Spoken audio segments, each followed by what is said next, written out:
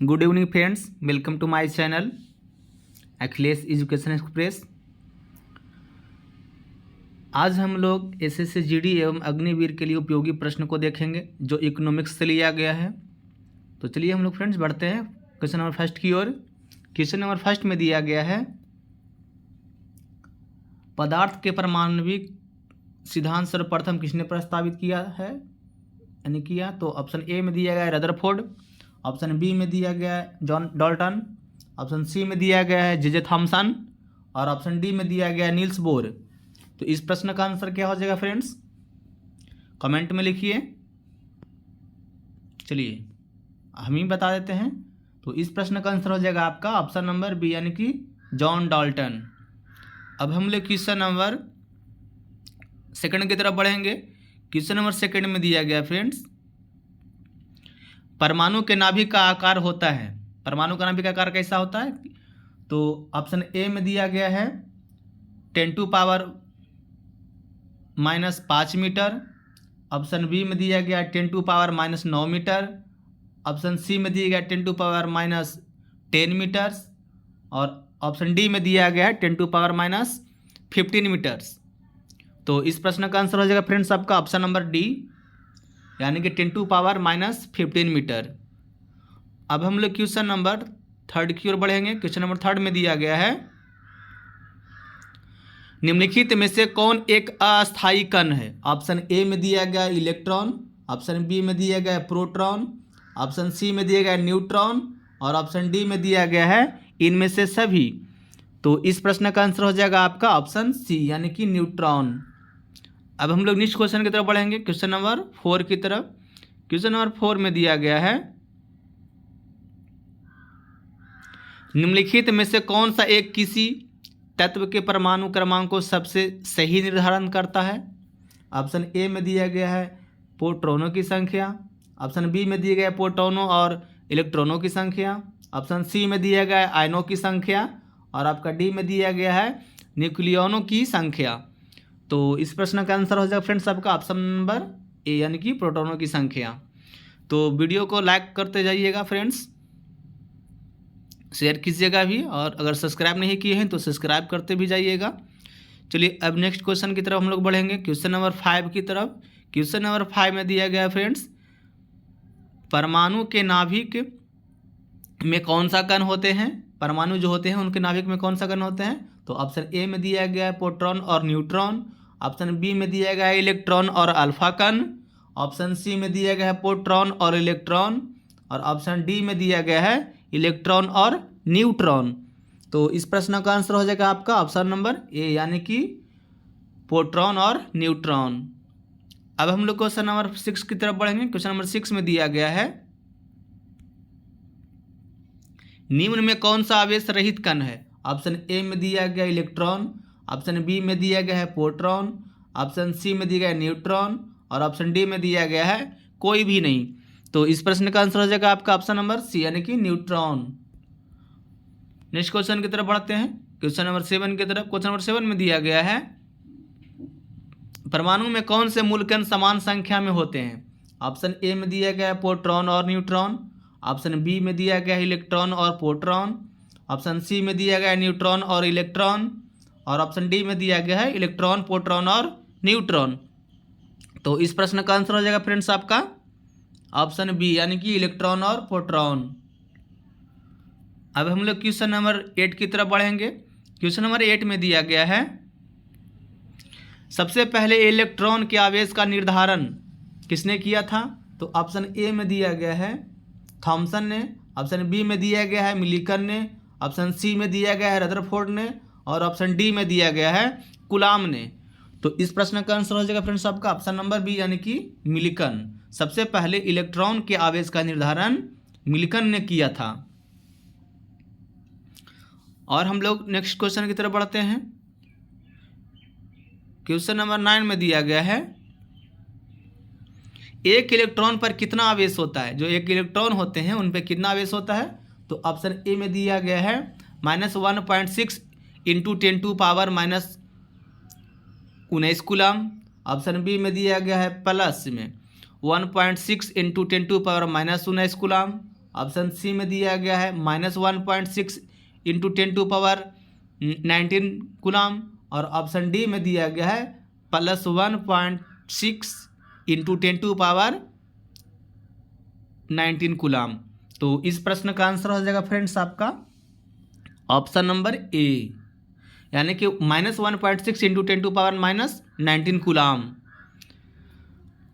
अब हम लोग क्वेश्चन नंबर 10 की तरफ देखेंगे। क्वेश्चन नंबर 10 में दिया गया है रदरफोर्ड के प्रकीर्णन ने किसकी मौजूदगी को सिद्ध किया।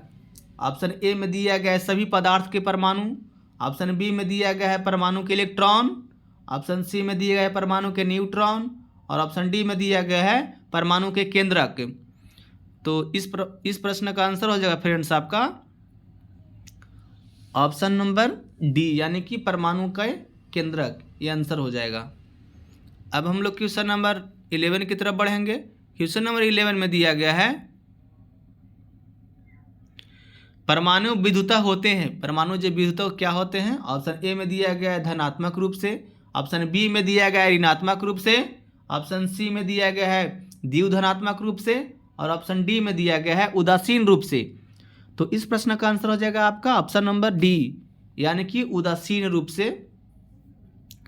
अब हम लोग नेक्स्ट क्वेश्चन की तरफ बढ़ेंगे। क्वेश्चन नंबर 12 में दिया गया है इलेक्ट्रॉन के खोज की थी।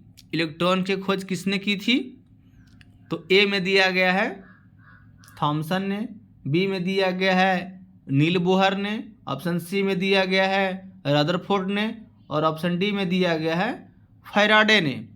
तो फ्रेंड्स इस प्रश्न का आंसर आपका हो जाएगा ऑप्शन नंबर ए, यानी कि थॉमसन ने। फुल नेम इसका होता है जे थॉमसन।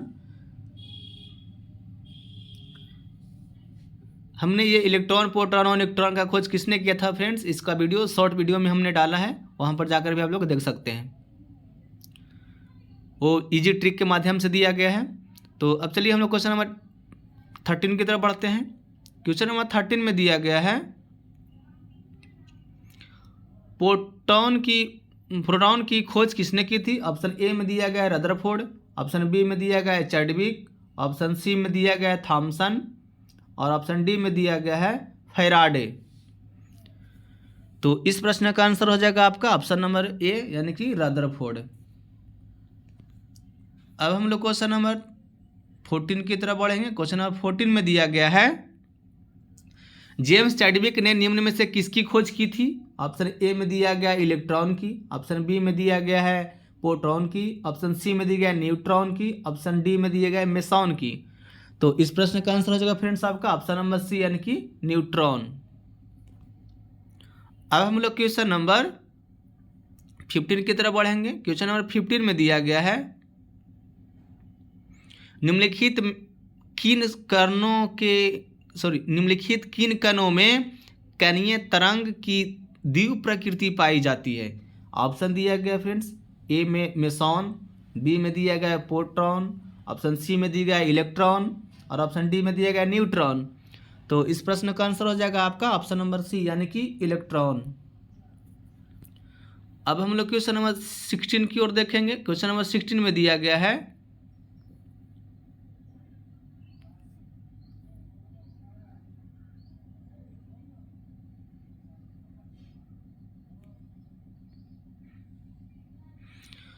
पॉजिट्रॉन के खोजकर्ता कौन है। ऑप्शन ए में दिया गया है चैडविक, ऑप्शन बी में दिया गया है युकावा, ऑप्शन सी में दिया गया है एंडरसन, और ऑप्शन डी में दिया गया है रदरफोर्ड। तो इस प्रश्न का आंसर हो जाएगा फ्रेंड्स आपका सी, यानी कि एंडरसन। पॉजिट्रॉन के खोजकर्ता एंडरसन है। अब हम लोग क्वेश्चन नंबर 17 की तरफ बढ़ेंगे। क्वेश्चन नंबर 17 में दिया गया है परमाणवीय नाभिक किसने खोजा था। जो परमाणु का नाभिक होते हैं किसने खोजा था। तो ऑप्शन ए में दिया गया है रदरफोर्ड, ऑप्शन बी में दिया गया है डाल्टन, ऑप्शन सी में दिया गया है आइंस्टीन, और ऑप्शन डी में दिया गया है थॉमसन।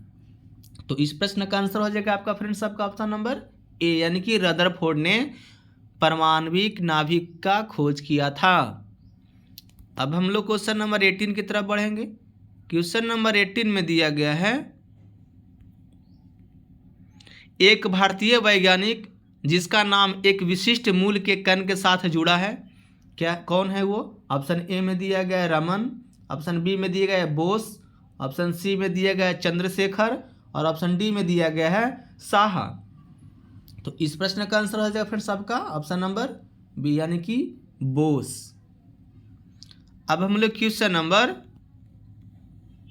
19 की तरफ बढ़ेंगे। क्वेश्चन नंबर 19 में दिया गया है न्यूट्रॉन का पता लगाने वाले वैज्ञानिक का नाम क्या है?